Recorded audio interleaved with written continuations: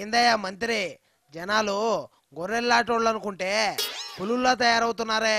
చిత్తం చిత్తం, గొర్రెలేంటి పులులేంటి నాకేమీ అర్థం కావట్లేదు రాజావారు, కొంచెం వివరంగా చెప్పండి.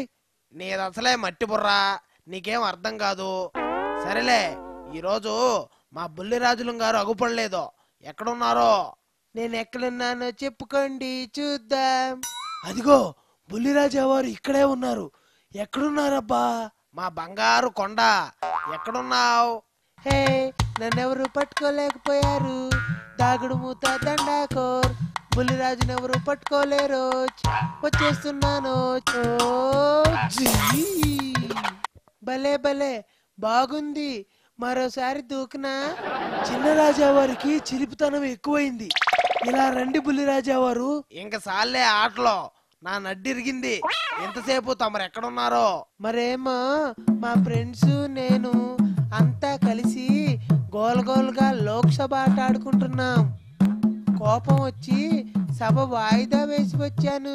షహబాష్, రాజావారు పులికడుపున పిల్లి పుడుతుందా? నాన్న నాన్న, నాకు బోలెడంత బడ్జెట్ కావాలి. మేము బడ్జెట్ ఆట ఆడుకుంటాం. ఇంతకీ బడ్జెట్ అంటే ఏంటి నాన్న?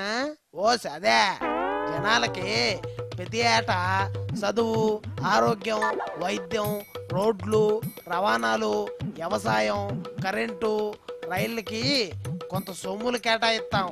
ఉత్తినే కానీ వాళ్ళకివ్వం, మనమే ఉంచేసుకుంటాం. కాగితాల మీదే లెక్కలుంటాయి, అంత ఖర్చు అయింది ఇంత ఖర్చు అయిందని. మళ్ళీ జనాల నుంచే లాగేస్తాం. అదే బడ్జెట్. ఏటంటావు మంత్రి? చిత్తం చిత్తం, అంతేగా మరి.